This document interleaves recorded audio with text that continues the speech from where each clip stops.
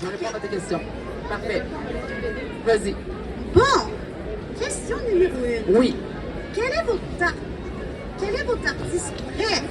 Oh, my lordy schnazzerdog. Mon artiste préféré, tout genre confondu, là. Ça peut Oui. être... OK. Écoute, je vais te dire... Oh, my lord. OK.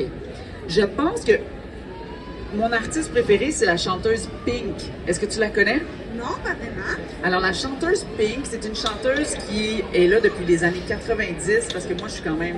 Tu sais, je suis vieille, là, quand même. Ah, d'accord. Et c'est une chanteuse que j'aime beaucoup. J'aime son style de musique pop, j'aime sa personnalité, j'aime ses valeurs, donc je l'aime beaucoup. Ça serait elle, mon artiste préféré. Ah, d'accord. Merci. Donc, Autre question. deuxième question. Quels sont vos livres coup de cœur?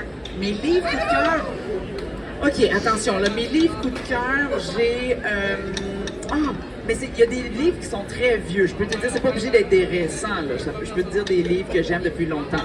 Ben oui, bien sûr. Alors, de la collection Courte Échelle, moi j'aime beaucoup les livres catastrophes de Rosalie. De toute la série et la collection des Rosalie que j'ai adoré. J'aime beaucoup la... Oh là, on a perdu. Attends. Il va pas bien. C'est pas très grave. Nous, on vit l'aventure.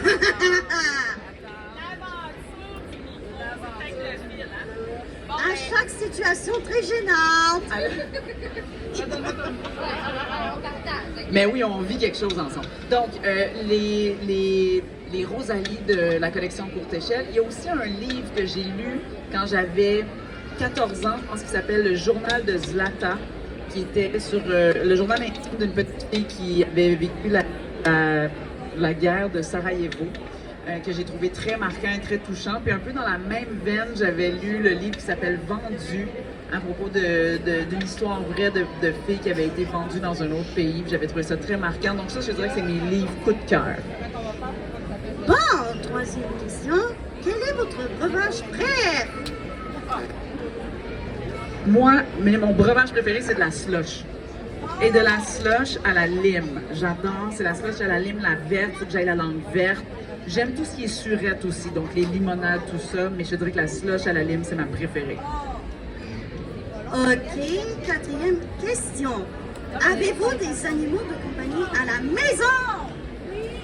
Alors, je n'ai pas d'animaux de compagnie à la maison, mais j'ai eu un chien pendant 14 ans, mais mon chien, il avait 14 ans, donc il est décédé il y a 2 ans. Mais j'ai eu 3 chats aussi, et la même chose, ils sont devenus à un moment donné très vieux, tout ça. Fait que pour l'instant, j'en ai pas, mais c'est sûr que je vais en avoir un à un moment donné. Bon, cinquième question. Où trouve-t-on l'inspiration pour écrire un livre? Alors, c'est une excellente question que tu me poses. Alors, où est-ce qu'on trouve l'inspiration pour écrire un livre? Je la trouve partout. Exemple, moi j'ai des enfants, donc mes enfants, c'est mon inspiration des fois. Des fois, comme tu vois, j'ai un livre qui s'appelle Morane adore parler. Et l'inspiration de Morane, c'est une petite fille que j'ai rencontrée au Salon du livre de Trois-Rivières. Et quand je l'ai rencontrée, elle m'a inspiré un personnage, puis là, j'ai écrit une histoire. Puis l'année d'après, quand je suis retournée au Salon du livre, j'ai rencontré cette petite fille-là qui m'avait inspiré le livre. On a vraiment vécu un beau moment. Donc, je te dirais que l'inspiration, je la trouve partout autour de moi. Sixième question. Avant d'envoyer un texte à l'éditeur, est-ce que vous le montrez à quelqu'un ou à quelqu'une? Si oui, à qui? Donc, quand on veut publier, tu veux dire pour la première fois ou quand on veut publier? OK.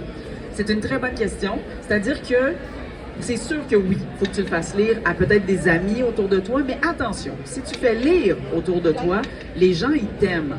Fait que, tu sais, quand les gens, ils t'aiment, là, ils vont te dire que c'est bon ce que tu écris, puis des fois, ils vont trouver ça un peu plus bon que ce que c'est parce que tu es leur ami, tu comprends?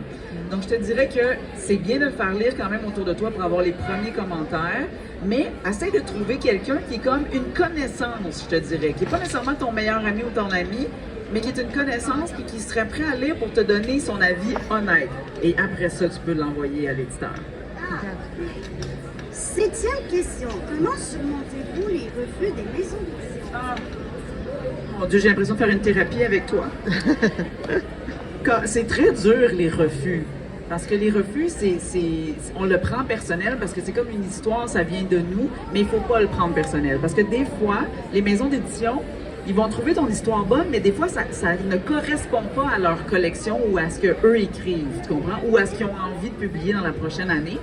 Donc, mais moi, je te dirais que quand je reçois un refus, là, je me donne la journée pour être de mauvaise humeur. Ça, j'ai le droit. Je suis triste, je suis de mauvaise humeur pour la journée. Puis demain, on regardera qu'est-ce qu'on fait. Mais quand je reçois une mauvaise nouvelle, en général, je me dis, OK, là, aujourd'hui, pyjama, popcorn, c'est triste, on pleure, puis demain, on fera autre chose. 8e question. Quelle est votre couleur préférée? Ma couleur préférée, c'est le rouge. Le rouge, puis ça peut aller sur le orange aussi, mais vraiment le rouge, parce que moi, j'aime ça quand ça brûle, quand c'est brillant, quand c'est éclatant, c'est ce que j'aime le plus.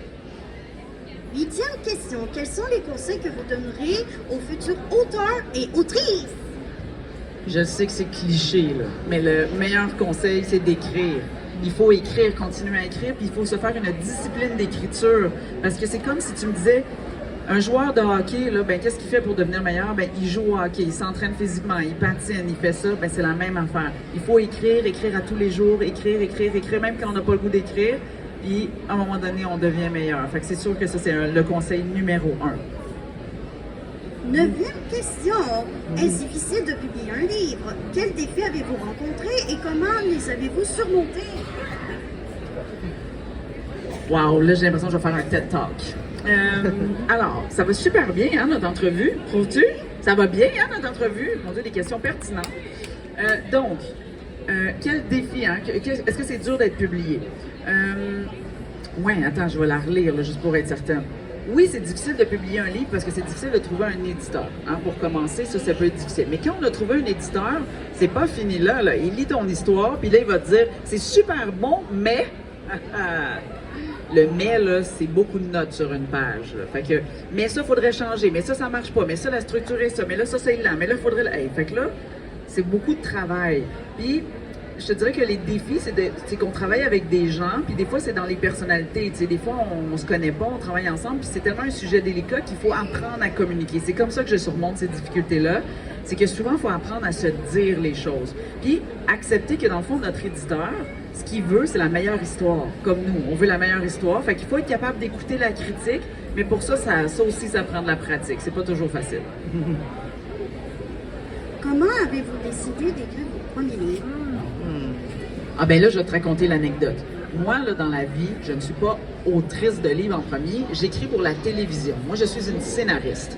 Et là, j'écris pour la télévision et durant l'été, mes enfants sont à la maison parce que moi, je travaille de la maison, donc ils vont pas à l'école, ils sont à la maison. Puis moi, je faisais ce que j'appelle le camp de jour maison. Tu comprends? Fait que je me disais, le matin, je travaille, achalez-moi pas. Mais l'après-midi, là, on faisait des activités, on faisait des affaires, le fun, puis tout ça. Puis je l'écrivais sur Facebook. Est-ce que tu l'as, Facebook, toi, comme réseau social? Exact. Fait que tu sais c'est quoi? Fait que moi, j'écrivais, aujourd'hui, au camp de jour maison, on a fait ci, on a fait ça. Puis je le faisais avec un peu d'humour, parce que moi, je suis quand même assez comique dans la vie aussi. Allô? Et donc, à un moment donné, c'est quelqu'un qui a tagué quelqu'un d'autre dans ma publication en disant « Elle devrait écrire un livre, ça serait très drôle. » Puis c'est comme ça que c'est arrivé la première publication de mon livre. C'est-à-dire qu'il y a une éditrice qui m'a dit « Est-ce que tu veux venir me rencontrer? » Puis on a parlé de cette idée-là, d'écrire un livre. Puis c'est comme ça que j'ai commencé. Fait que moi, là, je suis super chanceuse. Mon premier livre que j'ai écrit, on m'a demandé de l'écrire plutôt que ce soit moi qui le propose. Mais c'est pas toujours comme ça, puis c'est pas toujours arrivé comme ça avec mes autres livres non plus. Quel est votre film préféré? Mon film bref, bon là, tu sais c'est... Ah! Mon Dieu, tu vois là, j'ai comme... Tu l'as vu dans ma tête, hein? Il est apparu en même temps que j'ai fait. Il y a un film que j'aime beaucoup qui s'appelle Moxie. Je sais pas si tu l'as déjà regardé. Je l'aime beaucoup. Si vous avez la chance, c'est aussi un livre, mais c'est aussi un film. Mais sinon, de manière très honnête, là, quand j'étais petite, là, le film que j'ai écouté le plus au monde entier, là, c'est Dirty Dancing. Ça n'avait aucun rapport, j'avais 10 ans. Mais, je connais, salut, on se connaît! Salut! Vraiment, ça n'avait aucun rapport. Fait que je connais toutes les chorégraphies. Encore aujourd'hui, je connais toutes les chorégraphies, toutes les paroles. Je pourrais te réciter le film de A à Z. Dirty Dancing. Et relisez-vous les livres que vous avez écrits? Non! Non, mais à ma défense, on les lit souvent, OK? Fait que quand j'ai écrit un livre, puis que je l'ai... Tu sais, moi, là, quand je l'ai écrit, là, je l'ai relu beaucoup de fois, là, comme pas moins d'1 million de fois, je te dirais, là, que je l'ai lu, relu, les réécritures, les corrections, les réécritures. Fait qu'une fois qu'il est par là-bas, là, puis qu'il est publié, là, moi, je suis comme, ça va, j'ai plus besoin de le lire. Mais il y a des fois, quand ça fait longtemps que j'ai publié, puis qu'il y a quelqu'un qui me parle de « Ah oui, ce bout-là », puis là, j'y retourne, puis des fois, je vais lire des petits extraits pour me remettre dedans. Mais sinon, je vais pas comme m'asseoir chez nous un vendredi soir puis relire mon propre livre. Je fais pas ça. Donc voilà, c'était tout pour les questions. Bravo. Si vous voulez me suivre sur les réseaux sociaux, n'hésitez pas à aller voir mon compte TikTok Vive le Girl Power et vous allez voir tous mes autres réseaux sociaux dans ma biographie. Et attention, je ne fais pas que des critiques littéraires. Oh non, je parle aussi des fois de ma vie avec mes chats, ma fille poilue qui s'appelle Foxy. Donc si vous voulez aller me suivre, vous pouvez aller sur mon TikTok Vive le Girl Power. Encore une fois, vous pouvez aller voir sur ma biographie TikTok et vous aurez tous mes autres réseaux sociaux. Yeah!